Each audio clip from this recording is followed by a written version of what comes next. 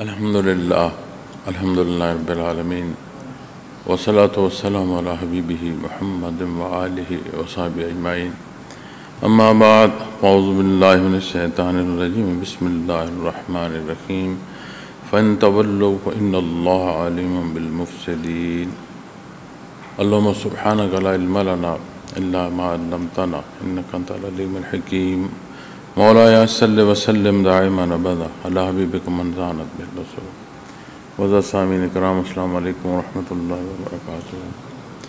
شاید باری تعالیٰ ہے کہہ دیجئے اے اہل کتاب فَإِن تَوَلَّوْا، پھر بھی اگر سرتابی کریں تو اللہ فساد کرنے والوں کو جانتے ہیں۔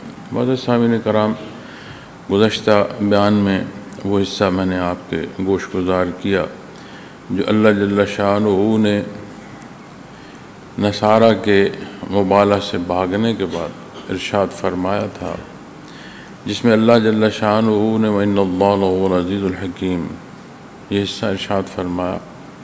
پھر اس حصے میں جو آج تلاوت کرنے کا شرف نصیب ہوا ہے، اس میں حق سے ہٹ جانا یا حق سے دور ہونے والوں کو اللہ کریم نے فسادی ارشاد فرمایا۔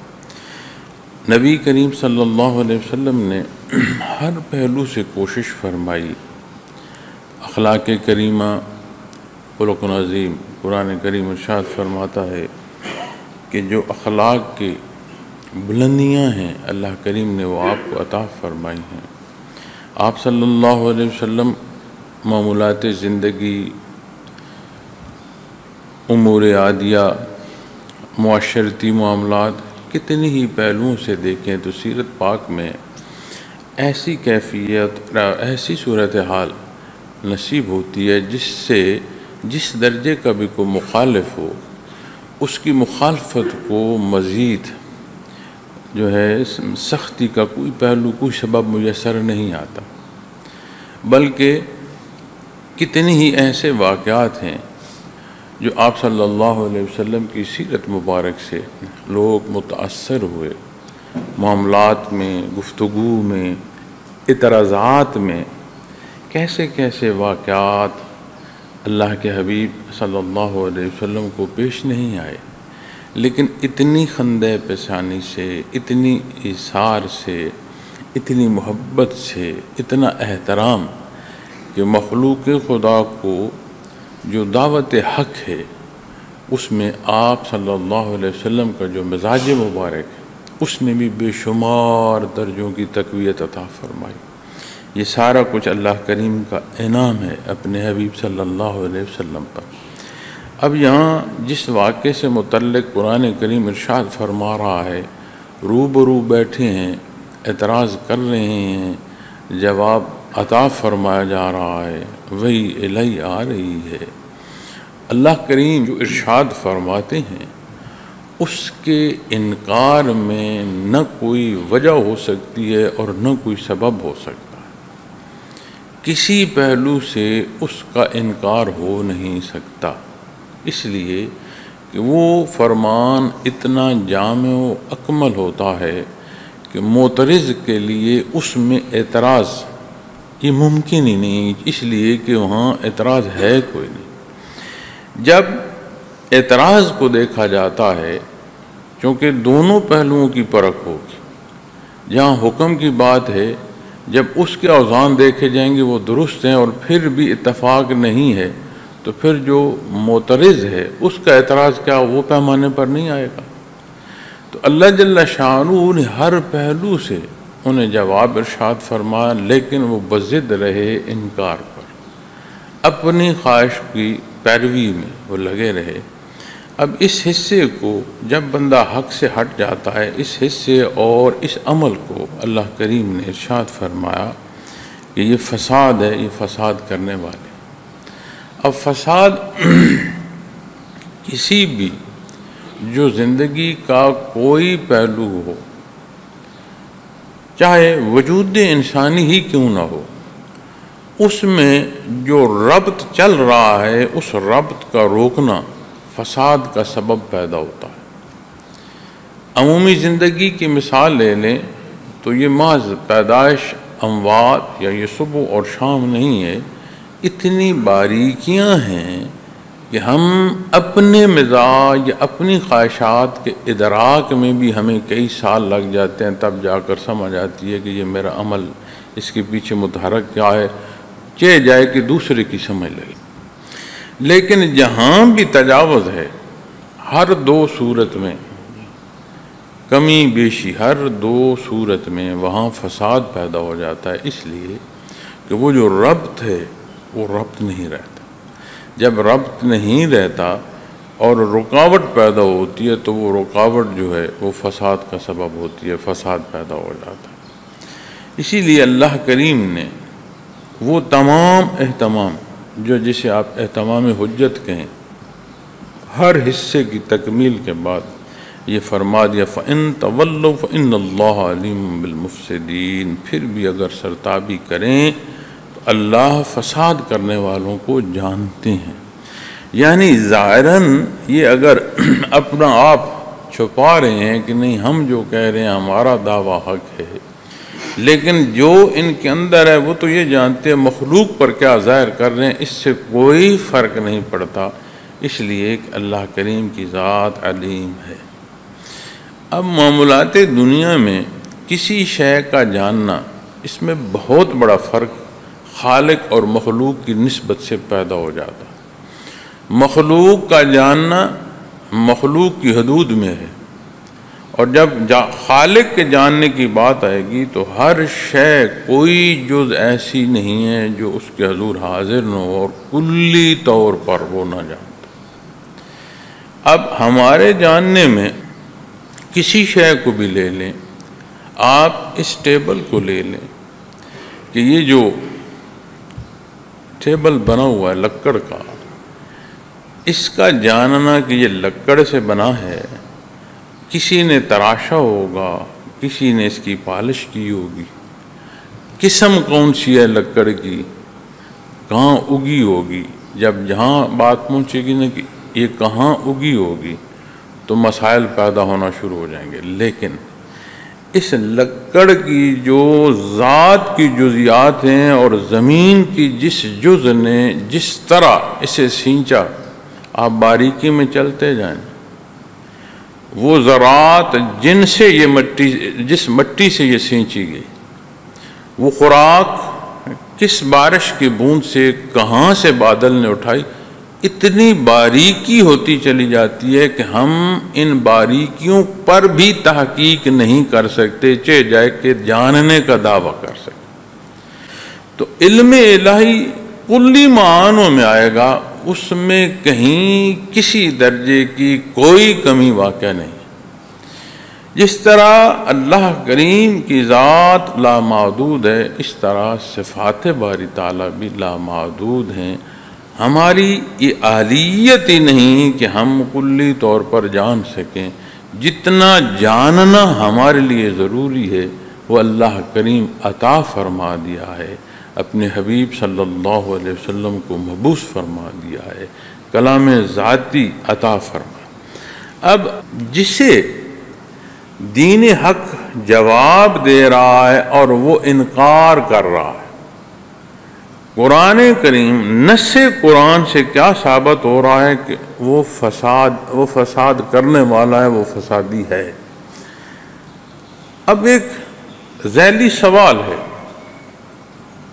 یہ جو اقرار ہے کہ ہم مان رہے ہیں اور ماننے پر جو اللہ کا حکم واضح ہے جسے ہم مان رہے ہیں اور ہم جانتے ہیں، جب اس پر ہم عمل نہیں کریں گے اور اس حکم کے مخالف جائیں گے، اسے پھر ہم کیا کہیں؟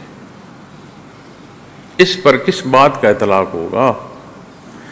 اسی لیے نبی کریم صلی اللہ علیہ وسلم نے ارشاد فرمایا کہ قیامت کے دن اگر کسی پر یہ سوال ہو گیا کہ یہ کام تم نے کیوں کیا، اسے دوزخ سے کوئی نہیں بچا سکتا، اس لیے کہ کسی کے پاس کوئی جواز نہیں۔ یہاں نصارہ کا وفد اپنے سوالات اور اپنے اعتراضات کا جواب لیتے ہوئے مان بھی رہے ہیں کہ یہ اللہ کے نبی اور رسول ہیں، مقابل نہیں آ سکتے، اگر کوئی روایات کو نہ مانے بفرض محال، اگر کوئی روایات کو نہیں مانتا تو بہت بڑی دلیل ہے کہ وہ مبالغہ سے کیوں بھاگے، اس میں تو کسی کو شک نہیں۔ اگر ان کی آپس کی جو گفتگو سے متعلق روایات ہیں ان پر کوئی اعتراض اٹھائے، لیکن جہاں مقابل آ کر بات ہو رہی تھی وہاں پھر وہ مبالغہ سے کیوں بھاگے؟ اگر وہ سچے تھے تو بات تو سچائی کو ثابت کرنے کی تھی، سزا تو جھوٹ پر تھی۔ تو مبالغہ سے بھاگنا اس بات کی بہت بڑی دلیل ہے کہ وہ اپنے اندر جانتے تھے کہ آپ صلی اللہ علیہ وسلم جو فرما رہے ہیں وہ حق ہے، آپ سچے ہیں، آپ اللہ کے نبی اور اللہ کے رسول، اور وہ جو کچھ کر رہے ہیں، کہہ رہے ہیں، اعلان کر رہے ہیں، وہ ان کی ذات سے متعلقہ ہے، اس موضوع کا یا اس موقف کا ذات باری تعالیٰ سے کوئی تعلق نہیں ہے، یہ ان کی اپنی خواہشات ہو سکتی۔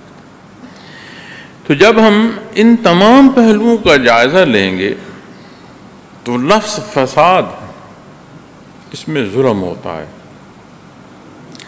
اس میں ناانصافی ہوتی ہے، اس میں حقوق پامال ہوتے ہیں۔ اس کیفیت اور حال کو آپ ایمان پر دیکھیں، اسی کیفیت کو آپ انسانی معاشرے میں دیکھیں، یا اسی حال کو آپ انسانی وجود میں دیکھیں، کیونکہ جس طرح معاشرے کی زندگی اور اس کا ایک تسلسل ہے، اسی طرح وجود انسانی کی جو زندگی ہے اس کے اندر بھی ایک نظام ہے جو حیات کا ہے۔ کسی ایک اعضاء کو اس کی جو حرکات ہیں اس سے ہی روک دیا جائے، یعنی صحت مند بازو ہے، اسے اگر آپ ایک جگہ روک دیں تو اس کے نظام میں ایسا فساد پیدا ہوگا کہ وہ بازو خشک ہونا شروع ہو جائے گا اور حرکت جو ہے وہ نہیں کر پائے گا، کمزور ہوتا چلا جائے گا۔ معاشرے کی زندگی میں اللہ کریم نے جو نظم عطا فرمایا اسے اس کا اطلاق پسند و ناپسند سے پھر ان قوانین تک لے جائیں جن پر معاشرہ قائم ہوتا ہے، جو حدود و قیود ہیں، انہیں آپ حقوق و فرائض کے معنوں میں دیکھیں، انہیں آپ زندگی کی کسی اور بحر یا پہلو میں دیکھیں، جب تک وہ اصول اور ضابطہ رہتا ہے یہ جو زندگی کا بہو ہے اس میں کوئی رکاوٹ نہیں آتی۔ لیکن اگر اصلاح کے دعوے کے ساتھ اصول درست نہ ہو تو بھی قرآن کریم فرماتا ہے کہ یہ فساد پھیلانے والے ہیں جو یہ کہتے ہیں ہم تو اصلاح چاہتے ہیں۔ دنیا کا کوئی اخلاقی پہلو، کیونکہ اخلاق کا بھی تو کوئی پیمانہ ہے نا، جسے بیسٹ نورمز کہتے ہیں کہ انسانی معاشرے کی وہ اصول جنہیں اعلیٰ کہا جاتا ہے، بیسٹ نورمز، اخلاقیات، ان کا معیار جب دیکھا جائے تو حضرت آدم علیہ السلام سے آپ صلی اللہ علیہ وسلم کی بعثت تک اللہ کریم نے حق عطا فرمایا۔ انسانیت نے جو اخلاقی اقدار حاصل کی ہیں یہ اللہ کریم کے کلام سے ہیں۔ خواہشات انسانی میں اقدار اگر اسے خواہشات انسانی کے تحت کیا جائے تو قدر رہتی کوئی نہیں، اقدار تو دور کی بات۔ تو جب فساد کی بات آئے گی، ایک عملی زندگی ہے، ایک روانی ہے، اس امتحان میں ہر کوئی ہے اور تا دم واپسی ہے۔ فَإِن تَوَلَّوْا، اگر کوئی سرتابی کرتا ہے، نہیں مانتا، ہٹ جاتا ہے، وَإِنَّ اللَّهَ، یقیناً اس میں کوئی شک نہیں ہے، فَإِنَّ اللَّهَ عَلِيمٌ بِالْمُفْسِدِينَ، علیم، اللہ ان سے واقف ہے، اللہ جانتا ہے، اللہ کے علم میں ہے، وہ جانتا ہے اس کی ذات بالمفسدین، فساد کرنے والوں کو۔ اللہ کا احسان ہے، اللہ جل شانہ نے ایمان عطا فرمایا۔ ایمان سے زندگی کا ہر پہلو سنورتا چلا جاتا ہے، یوں یوں اقرار کے ساتھ عمل نصیب ہوتا ہے۔ بہت بڑی جو عطا ہے جہاں وحدانیت باری تعالیٰ کا اقرار ہے، وہاں نور ایمان صاحب ایمان کو اس درجے کی بصیرت عطا فرماتا ہے کہ وہ اپنے اللہ جل شانہ کو اور اس کی وحدانیت کا اقرار ایسے جان پاتا ہے جیسے حسات انسانی کو کے سبب سے جاننا ممکن بھی نہ ہو۔ مثلا ہم نے کسی شے کو دیکھا اور اس دیکھنے میں کیا ہے، ہماری حس استعمال ہوئی، بصارت کی ہے۔ ہم نے کوئی بات سنی، کیا ہوا، سماعت کی حس، سینس، ہیئرنگ سینس، یہ بروئے کار لائی گئی۔ اور کتنی دفعہ ایسا ہوتا ہے کہ آنکھوں دیکھی شے جو ہم سمجھتے ہیں وہ نہیں نکلتی، ہمیں گمان کچھ ہوا ہوتا ہے اور حقیقت کچھ ہوتی۔ اسی طرح بات اپنے کانوں سے سننے میں کتنی دفعہ فرق لگ جاتا ہے کہ بات ہو کچھ رہی ہوتی ہے اور جس نے سنی اس نے سننے میں ایسی غلط فہمی پائی ہے، اس نے وہ سنی ایسی کہ جو ہے وہ نہیں، اسے کوئی فرق لگا۔ کتنی بار تحقیق سے یہ چیزیں ہمارے سامنے آتی۔ اب انسانی مزاج ہے کہ اپنی حسات پر وہ بڑا اعتبار کرتا ہے، کہتے نہیں کہ میں تب تک نہیں مانوں گا مجھے دکھاؤ، میں دیکھ نہ لوں تو میں بات پر یقین نہیں کروں گا۔ اپنی حسات پر بہت بڑا انحصار ہے انسانی مزاج کا، لیکن نور ایمان جو وسعت نظری عطا فرماتا ہے وہ ان حسات سے بھی بڑھ کر ہے اور وسیع تر ہے۔ اپنے اللہ کو دیکھ نہیں سکتا، سن نہیں سکتا، چھو نہیں سکتا، اپنے دل میں کسی طرح کا کوئی پہلو جسے خیال یا تخیل کہا جا سکے اس میں اس کی ذات آ نہیں سکتی۔ اس کے باوجود نور ایمان اس درجے کی بصیرت عطا فرماتا ہے کہ وہ کہتا ہے میں اپنے اللہ کو دیکھ رہا ہوں، میرا اللہ، میں اپنے اللہ کے روبرو۔ اسی لیے تو نبی کریم صلی اللہ علیہ وسلم نے ارشاد فرمایا ان تعبد اللہ کأنک تراہ فإن لم تکن تراہ فإنہ یراک۔ اس درجے کا نور ایمان کہ اللہ کو دیکھ رہا ہے۔ اب مجھے بتائیں یہ دعوی ایمانی کن بلندیوں سے اور ان بلندیوں کی رسائی کیسی عطا فرماتا ہے، صرف شناسائی نہیں، رسائی عطا فرما دیتا۔ لیکن جو انکار ہے وہ کہاں پہنچا رہا ہے، فساد میں مبتلا۔ تو جب اس آیا کریم کو نصارہ یعنی وہ جو موقع ہے شان نزول جو نصارہ کے اعتراضات ہیں اس پہلوؤں میں دیکھتے ہوئے اگر یہی سمجھ لیا جائے کہ یہ فرمان وہاں اس موقع اور اس محل پر اس کا نفاذ ہے، تو کیا قرآن کریم کی آیات اور فرمان اور یہ حق اور یہ فیصلے قیامت تک کے لیے نہیں ہیں؟ تو کیا ان احکامات کے مخاطبین میں اور آپ داخل نہیں ہیں؟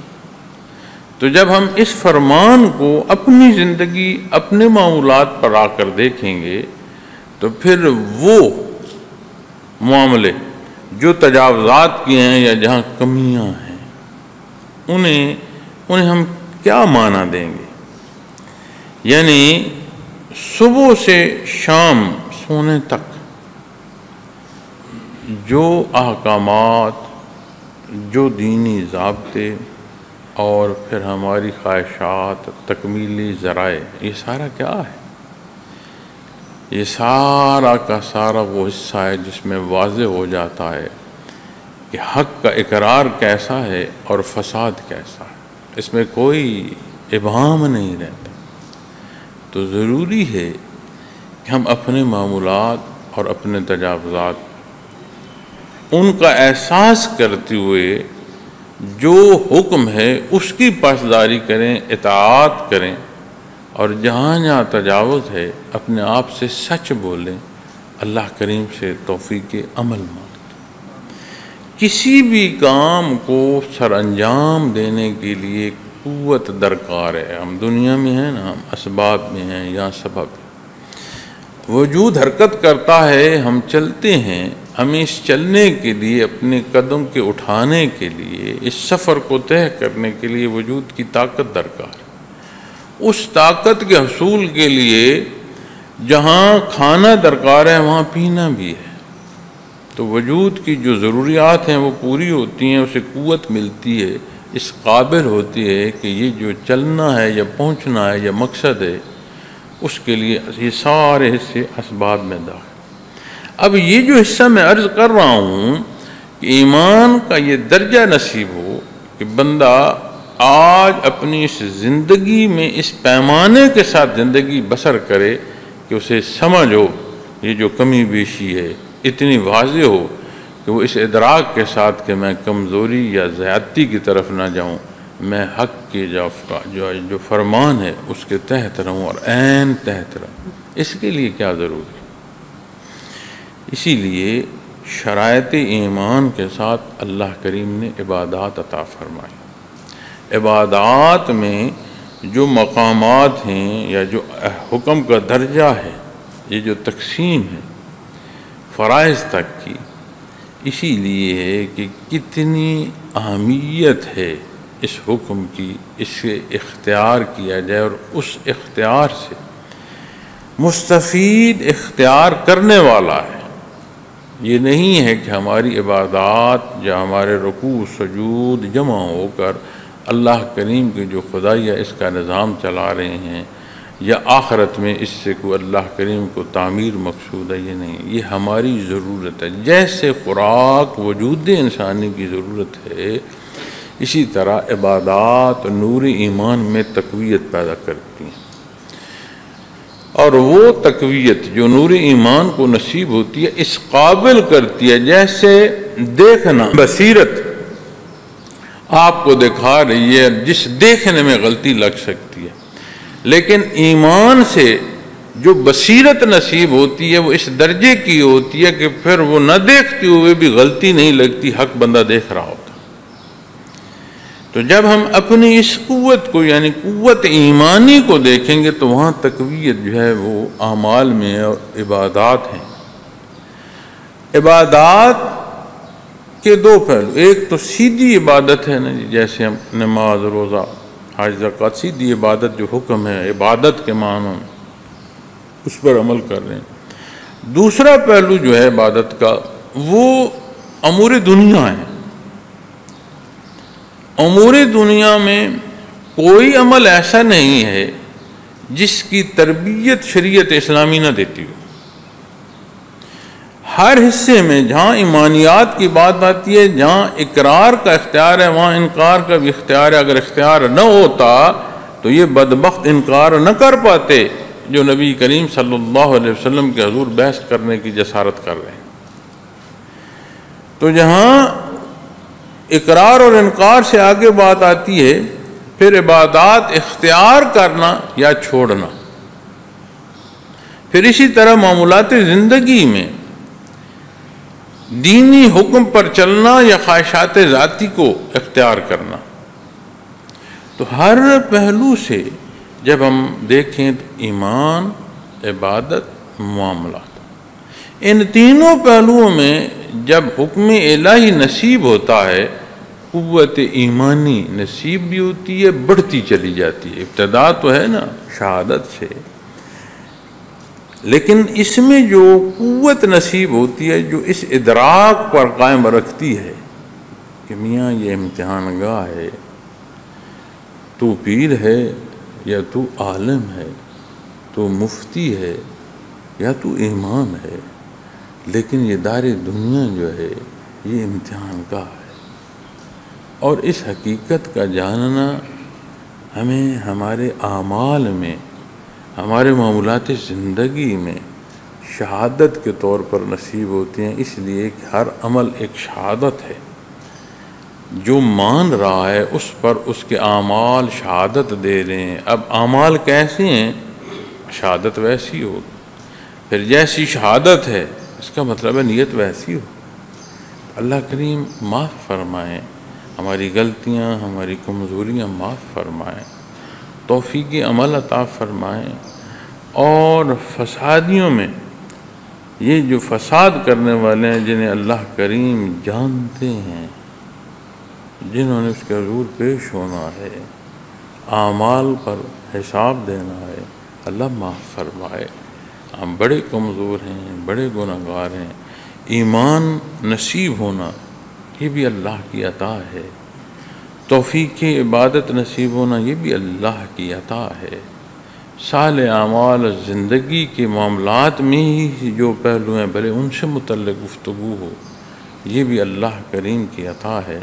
اور اس عطا میں ہم تو اپنے اللہ سے استقامت مانگتے ہیں، حفاظت مانگتے ہیں، اور نبی کریم صلی اللہ علیہ وسلم کا فرمان ہے کہ اللہ کریم فرماتا ہے میرا بندہ جیسے مجھ سے گمان کرے گا ویسا مجھے پائے۔ تو میں اکثر بھی کوئی گفتگو ہو یا کوئی پہلو ہو یا کہیں میں نے کوئی بات گوش گزار کرنی ہو تو میں تو یہی عرض کرتا ہوں معاملہ اللہ کے سپرد کیا جائے، اس لیے کہ جب ہم اپنی نسبت دیکھتے ہیں ہم بڑے کمزور ہیں، بڑے نحیف ہیں، ہم اپنی ہی سوچ، اپنی ہی عمل کے ساتھ ایسی کمزوریاں اور ایسے معاملات کرتی ہیں کہ تو ہم اپنے دعوے کو کیسے ثابت کریں؟ اپنی استقامت پر اگر کوئی یہ کہے کہ نہیں میں آج یہ قائم کروں گا تو لفظ میں پہلے آ جائے گی، اس شے کا قیام بعید ہوگا، کیا کرے گا؟ تو میں تو ہمیشہ یہ عرض کرتا ہوں کہ معاملہ اپنے اللہ کے سپرد کیا جائے، وہ غفور الرحیم ہے، معاف بھی فرماتا ہے، وہ قوت عطا فرمائے، حفاظت عطا فرمائے کہ ہم اللہ کے حکم پر قائم رہیں اور عمل کرتے رہیں تا دم واپسی حفاظت نصیب ہو، اس دار دنیا سے، اس امتحان گاہ سے اپنی جو فرصت ہے وہ اللہ کریم کی رحمت میں اور اس کی حفاظت میں پوری کرنی نصیب ہو۔ وآخر دعوانا الحمدللہ رب العالمین۔